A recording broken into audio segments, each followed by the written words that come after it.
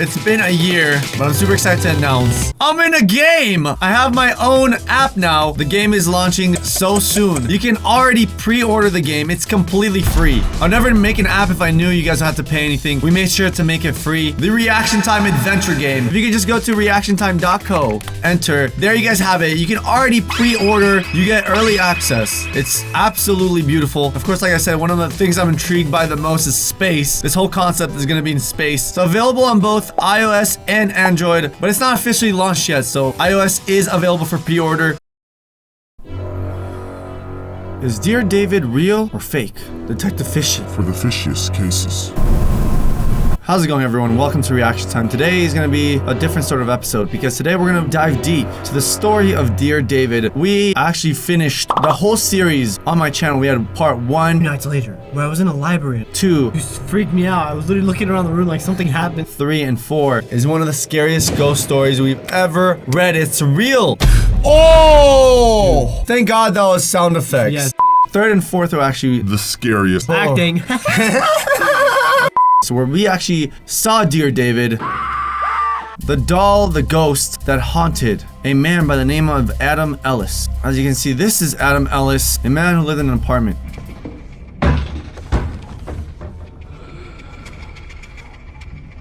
We're gonna break down the story, but first let's do a little recap of how scary it actually was. Ready? 3, 2, 1. Previously on Dear David. Are you ready? A little weirder. A little scarier. This is actually terrifying. A little more frightening.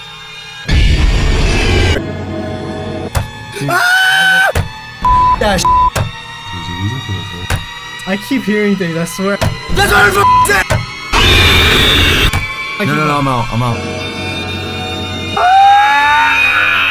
Yo, you're a This is gonna be interesting. This whole time, I actually believed that Dear David was a pretty legitimate story. In fact, it seemed like such a horror story that producers wanted to pick up on it. Even the Dear David writer scored a film deal with BuzzFeed. They're gonna make this whole thing into a movie, and of course, I'm gonna be the first one to watch. Hopefully. Probably not. But he claims, yes, it's true. Now, when you make a claim like that, saying the paranormal is true, there's gonna be a lot of critics, a lot of people that don't believe you.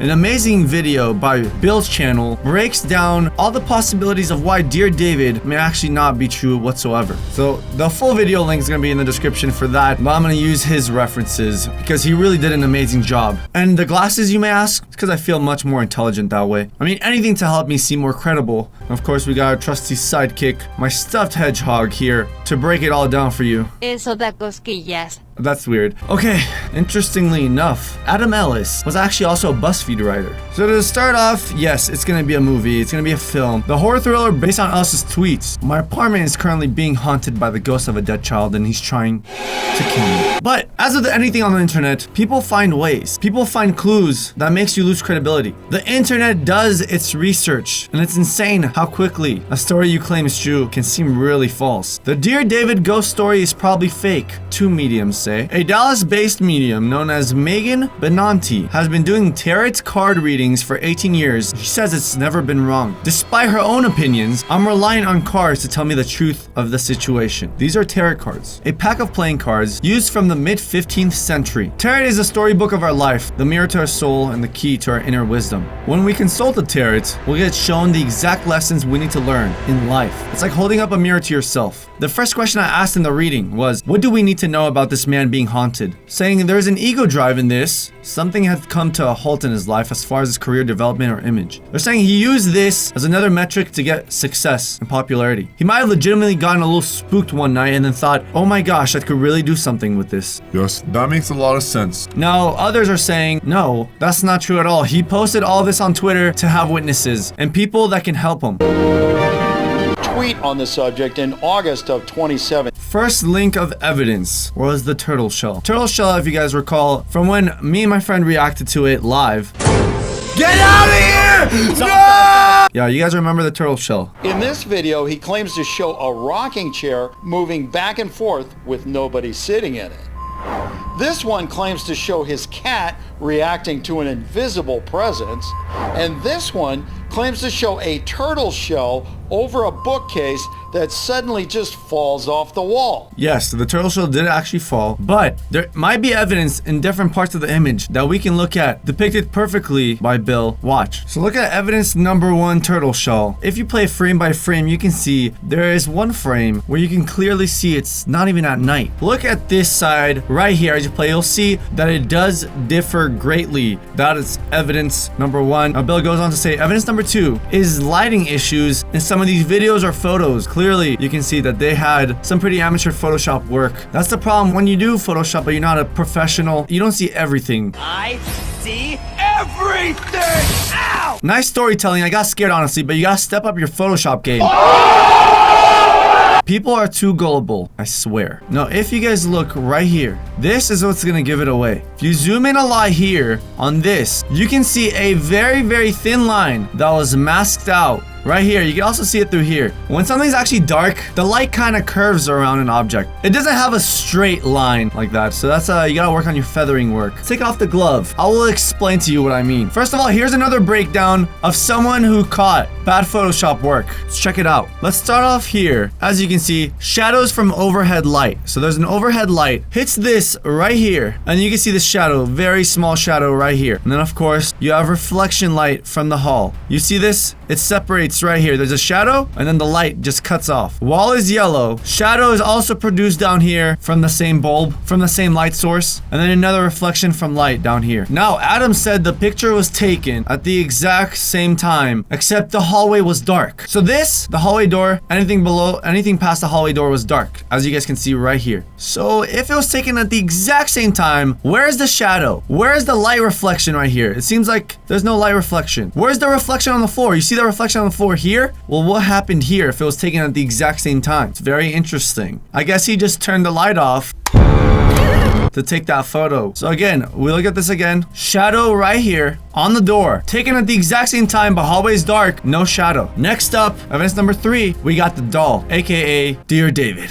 David himself. Now this one is from the Restricted Access YouTube channel. With new photographic evidence apparently showing a ghostly form in its clearest incarnation surfacing on message boards across the internet, we thought it only best to bring you an update on Dear David. Since our video aired, there have been several further incidents in Ellis's flat. If Ellis is to be believed, he has spent the last 4 months being intermittently traumatized by a spectre with a penchant for horror movie cliches. The images are terrible quality, even for a poor quality camera, which we know Ellis doesn't have, so that has raised some suspicions. You guys hear that? Image is extremely bad. Yes, the brightness was increased, but they said the camera, when taking photos at night, were much better than this, so it definitely could be tampered with. Look how easy I can make myself look like I was taken with a bad camera quality. Pretty scary. Are you guys ready? My favorite photo right here. My reaction to Dear David. Here we go. I don't even have to use Photoshop. I could take this photo right here. Boom. This has some effects.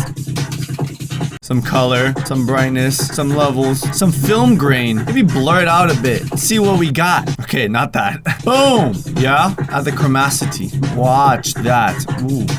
A little bit of that. That, a little bit. Put some brightness down. How's this film grain doing? How's that? Pixelate a bit. Let's sharpen it a bit too. Artificial sharpening is the best. Oh yeah. Oh yeah. Do a little unsharp mask. Right, yes. Okay. Alright, here we go, guys. You're ready. Let's check this out. Before, after. Now let's compare this to Dear David. Check that out. Just a little bit of Photoshop work, and if I, refined it a bit more, it could definitely get to a point where it looks like Dear David. Now look at that difference. I can make it look almost exactly the same color, grain, everything of that sort, and take a completely normal photo, just make the quality look a lot worse. The picture is artificially degraded, and there is unnatural distortion occurring.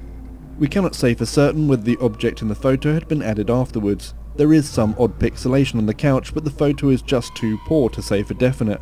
However, there is one thing we are wondering about. The David child in the photo doesn't look at all like the drawing of David Ellis did at the start of the haunting. They are both children dented on the right hand side of their head, but other prominent features vary dramatically.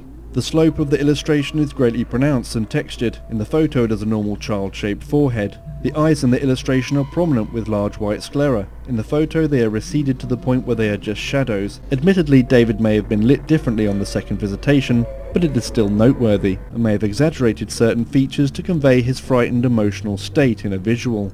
And now the most obvious thing of all, in the photos David is wearing a striped outfit. Even before we enhance the photo, the stripes are the most notable feature in the image. In the illustration, Ellis drew David without a shirt. Yeah, that is interesting because I feel like a lot of stuff, especially when it's paranormal, they wouldn't really wear clothes like a shirt, but when it's a supernatural being, I feel like they wouldn't really wear clothes because that would make them too normal. And it's interesting, he did draw it without a shirt on. Maybe he just forgot and then they didn't line up at all. Popular opinion is divided. Ellis's followers strongly believe that the activity is strengthening. This would not be unusual for a poltergeist case where activity begins with small episodes that gradually build to a terrifying climax. However, there are some that point out that the escalation in Ellis's case are too perfect, almost to the point of looking scripted. In the end, we simply cannot be the ones to say. For so long, paranormal enthusiasts decry the lack of evidence in a paranormal situation. Skeptics are quick to throw out the phrase, "Why have photos of ghosts decreased when camera phones have increased?" A lot of people that claim that supernatural experiences say that the supernatural usually has some sort of a glowingness to it. As Bill refers to it, that means they don't look bland. And to be honest, David here, he's as bland as can be. He looks honestly like a doll just at night. Just a doll, inanimate doll at night.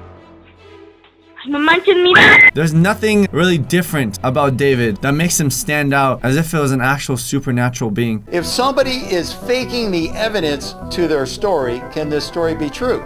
No, because it's based on fake evidence. What they can do, though, is they can make a movie out of this story, and I, for one, am going to see it because I want to see if the guys who make the movie are as imaginative and creative as Adam. There you guys have it. Final notes. We had multiple cases of evidence as to why Adam Ellis' Dear David can be fake. This won't discredit the fact that Adam Ellis is a genius. His storytelling abilities are close to no one I've ever seen. I mean, I was so hooked into the whole storyline, I had to finish it. I genuinely was scared for days afterwards. Now, whether it's real or not, only Adam truly knows, so, you know, whatever you do, don't send hate to Adam. I know we all really appreciated the whole story, and I, for one, truly enjoyed it. So that is probably gonna end it here, guys. Thank you so much for watching. Check out the original story in the description. All the other links to all the videos are gonna be in the description. If you have any more evidence, don't be afraid to tweet it at me. Send it to my Twitter right here, and also follow me on Insta if you don't already. I have a huge announcement. Alfredo, our favorite hedgehog, the Savage, the Money Man, the Ladies Man, is not gonna be on sale. Oh, sí, ahora estoy interesado. Really? Now you're interested? For the first time ever, we're selling Alfredo replicas because so many of you have really been requesting it. So here it is. Go to timelessbrand.com. Pre-orders are now live, so make sure to get yours. The best part is, it's only $10. So go to the first link in the description or timelessbrand.com. Once we reach a quantity amount, we won't be able to sell it for a while. So it's only available for a limited time. Hurry up. I don't know how Alfredo actually feels about this. Selling his twin brothers. That was just a quick announcement. Let's get back to the video. I'll see you guys soon with more episodes, but until then, thank you all for watching. Good luck with the paranormal and peace out.